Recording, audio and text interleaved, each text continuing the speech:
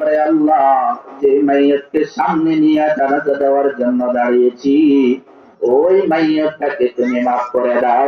কিন্তু নাবালেগ একজন বাচ্চা যখন মৃত্যুবরণ করে তখন আর এই দোয়াটা পড়ে না, মাফ করে দাও, মাফ করে দাও, এই কথাটা বলে না।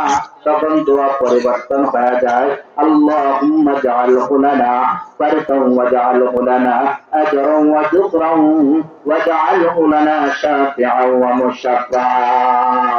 ঠিক কিনা জোরে বলো। এই দোয়াটি পড়ে, এই দোয়ার মানে কি?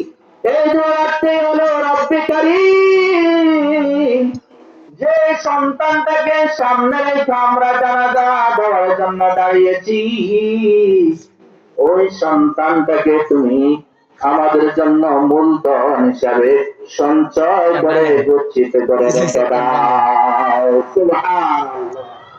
সঞ্চয় করে আমাদের জন্য রেখে দাও। তাহলে জানাজায় গেলে সওয়াব আছে না নাই? কথা বলেন, সওয়াব আছে না নাই? আছে। কেমন সওয়াব, কেমন সওয়াব?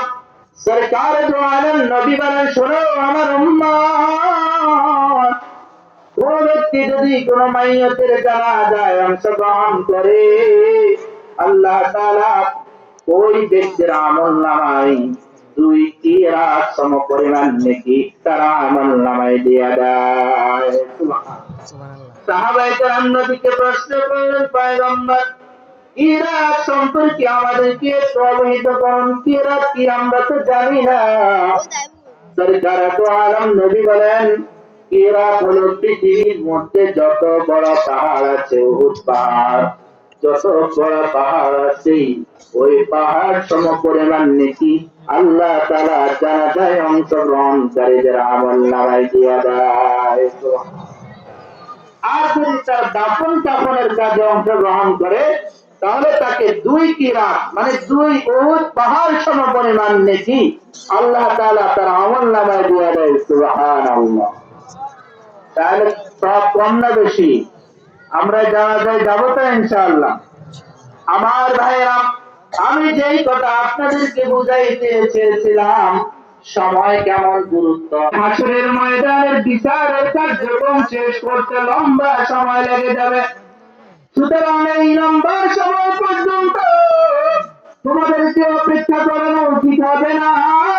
তোমরা তো স্পেশাল ব্যক্তি আসো, আমি আল্লাহ তোমাদেরকে জান্নাতের লাল কাটিয়ে দিচ্ছি।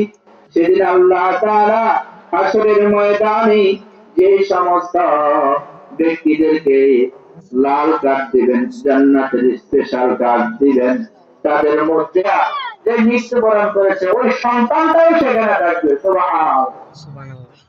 এবার রব্বে কারীম যখন তাদেরকে জান্নাতের স্পেশাল কার্ড দিবেন, ওই সন্তানেরা, ওই জান্নাতি ব্যক্তিরা হাসরের ময়দানের চতুর্পাশ দিয়ে ঘুরবে। আর কি যেন মনে হয় খোঁজ করতেছে, কি যেন খোঁজ করতেছে জান্নাতের চতুর্পাশ দিয়া, হাসরের ময়দানের চতুর্পাশ দিয়ে তারা ঘুরবে। আর রব্বে কারীম বলবে তারা যেন কি যেন খোঁজ করতেছে। ফেরেশতারা ডাইকে বলবে, কি ব্যাপার, মাল জান্নাতের মালিক হতে পারলে তারা জান্নাতে চলে যাবে। 6 মিনিটের হায়াত।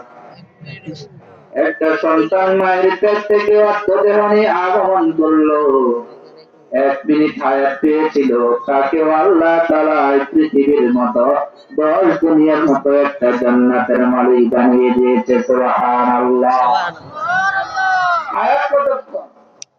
1 মিনিট। এবার একটু দিল থেকে বলেন তো দেখি, সে হায়াতের মতো মহাদৌলত আল্লাহ তাআলা আমাদের আপনাকে দান করেছেন কি করেন নাই? আমাদের কাউকে 60 বছরের হায়াত দিয়েছেন, কাউকে 70 বছরের হায়াত দিয়েছেন, কাউকে 80 বছরের হায়াত দিয়েছেন।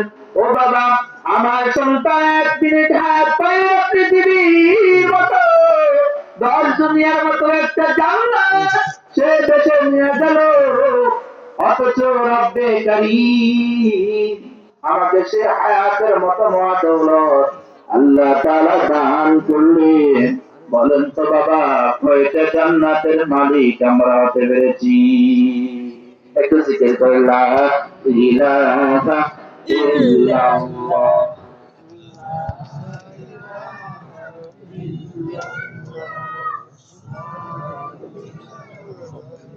জোরে লা ইলাহা ইল্লাল্লাহ, লা ইলাহা ইল্লাল্লাহ, রাসূলুল্লাহ সাল্লাল্লাহু আলাইহি ওয়াসাল্লাম। আমার আর আপনার সন্তান 1 মিনিট হায়াত পাওয়ার কারণে পৃথিবীর মতো 10 দুনিয়ার মতো একটা জান্নাত বেছে নিয়ে গেল। আমি কত জান্নাতের মালিক হতে পেরেছি? সেই হায়াত রব্বে কারীম আমাদেরকে দিয়েছেন কি দেন নাই? আওয়াজ করে বলেন দিয়েছেন কিনা? আখিরাতের ব্যবসা করার জন্য রব্বে কারীম সেই হায়াত দিয়েছেন। কেমন দামি এই হায়াত! হাদিসের উদ্ধৃতি দিয়ে বললে সহজে বুঝবেন। বুখারী শরীফের মধ্যে একটি হাদিস আছে, সরকার দো আলম নবী সাইয়্যিদনা মুহাম্মদুর রাসূলুল্লাহ ফজরের নামাজের সালাম ফিরায়া সাহাবায়ে কেরামের দিকে ঘুরে বসতেন। স্বপ্নে দেখেছ? যদি স্বপ্নে দেখে থাকো তাহলে আমি নবীকে বলো, আমি পয়গম্বর তোমাদের স্বপ্নের ব্যাখ্যা করে দিব। এই কথাগুলো নবীজি সাহাবায়ে কেরামকে বলতেছেন। হঠাৎ করে মাঝখান থেকে